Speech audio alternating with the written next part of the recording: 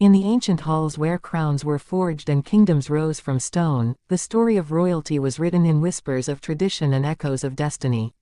For centuries, rulers walked beneath arches carved with the symbols of power, their footsteps guarded by honor, duty, and legacy. And today, that timeless journey continues. A new heir rises, carrying the weight of history and the promise of the future. The lineage endures, the royal flame still burns, and the world watches as the next chapter begins. Like and subscribe to Future Queen Chronicle for more daily royal updates. Everyone knows the image of a royal princess dressed in soft colors, walking across marble halls and waving gracefully at the crowd. But what if everything you thought you knew about royal fashion, royal power, and royal symbolism was quietly challenged by a single choice? A single color, a single dress. Because today, something completely unexpected is happening across the royal world. Princess Leonor, the future Queen of Spain, has become known everywhere as the lady with the red dress. And this name is not accidental. It is not random. It is not a coincidence.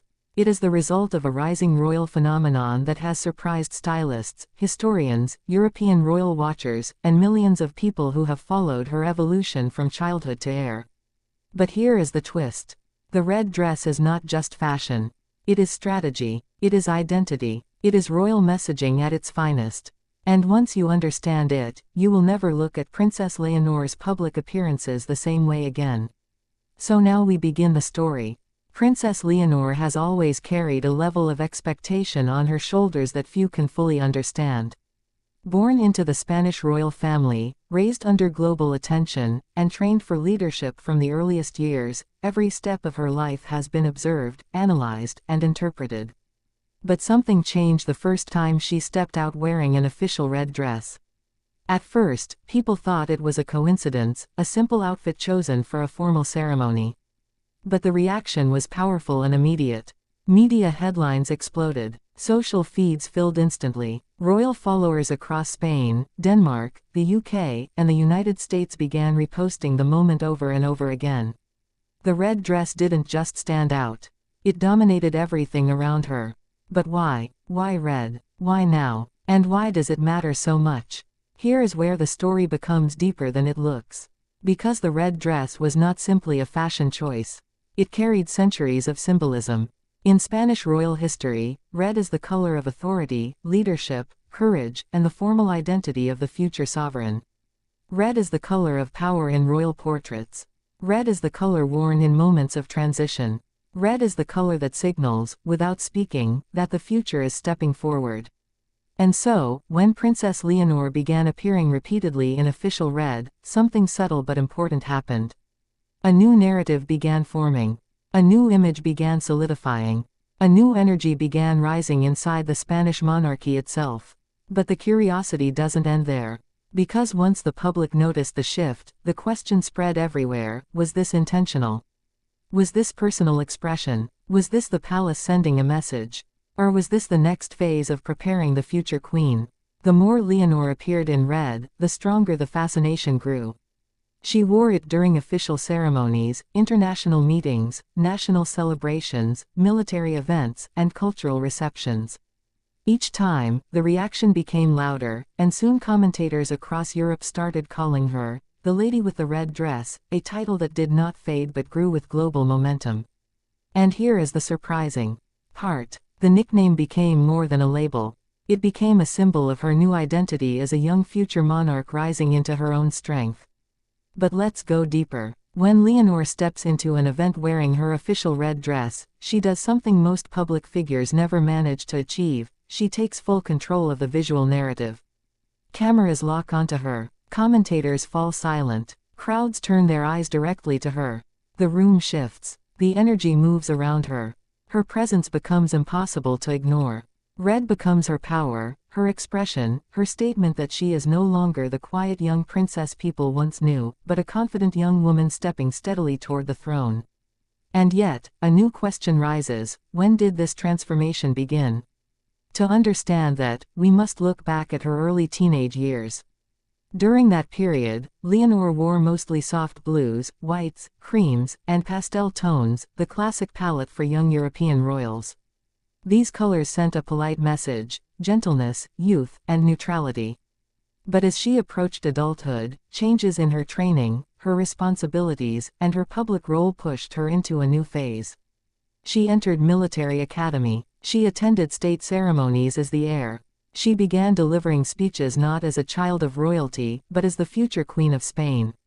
And with that, her wardrobe matured too. Red began appearing slowly at first, then consistently, then powerfully. Now another curiosity loop begins. Did the palace plan this transition? Experts believe yes, partly. Royal wardrobes are carefully designed to support state messaging. Color, texture, design, and occasion are all coordinated with symbolic precision.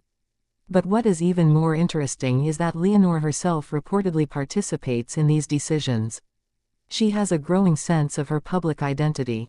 She understands the responsibility she carries. She understands her visibility. She understands her future role. And she understands the power of color. But the red dress story expands beyond symbolism and strategy. It becomes a story of emotional transformation. Leonor's supporters often describe how proud they feel watching her step into events with increasing confidence and maturity. They remember her childhood appearances next to King Felipe VI and Queen Letizia. They remember her shy expressions, gentle movements, and soft voice.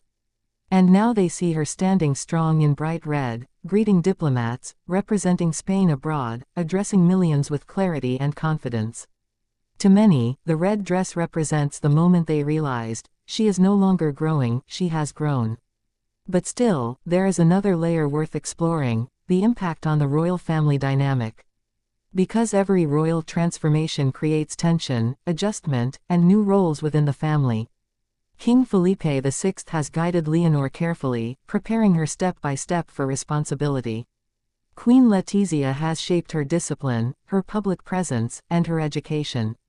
The royal household has supported her public evolution. But Leonor's rise changes the emotional structure of the family. Every moment she leads, every moment she shines, every moment she becomes the center of royal attention, the monarchy subtly shifts around her. Red is not only a color of authority. It is a color of transition. A color that signals the passing of generations. A color that marks the beginning of her era. And yet, the most fascinating part is not the past but the future.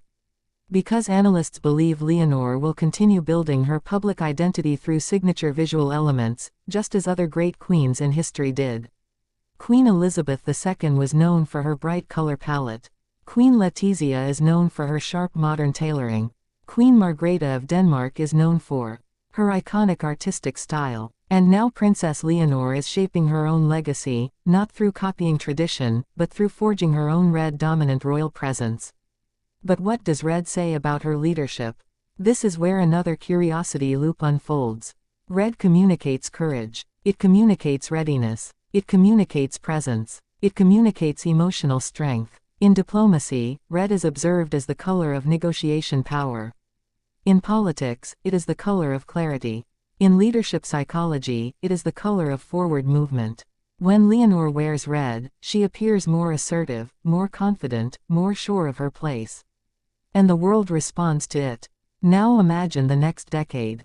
Imagine Leonor representing Spain across Europe, Africa, the Americas, and Asia wearing her signature red. Imagine future ceremonies, national celebrations, state dinners, and diplomatic visits where her red dress becomes a global visual cue. A cue that signals Spain's next generation of monarchy. A cue that symbolizes continuity, stability, and renewal. A cue that identifies her instantly on the international stage. And here is the final twist in our curiosity chain. The lady with the red dress is not just a nickname. It is becoming a brand. A royal identity. A symbol carried in thousands of photographs, millions of views, and global headlines that echo her rise. The world recognizes it. The world reacts to it. The world shares it. The world watches for it. And every time she appears in her official red dress, the message becomes louder: the future queen is stepping into her era. She is stepping into her authority. She is stepping into her role. And the royal world is taking notice. Because Princess Leonor's red dress is not a moment. It is a movement. It is her color of leadership. It is her visual crown before the real one arrives. And this is only the beginning. If you enjoyed this documentary, like and subscribe to future Queen Chronicle for more daily royal updates.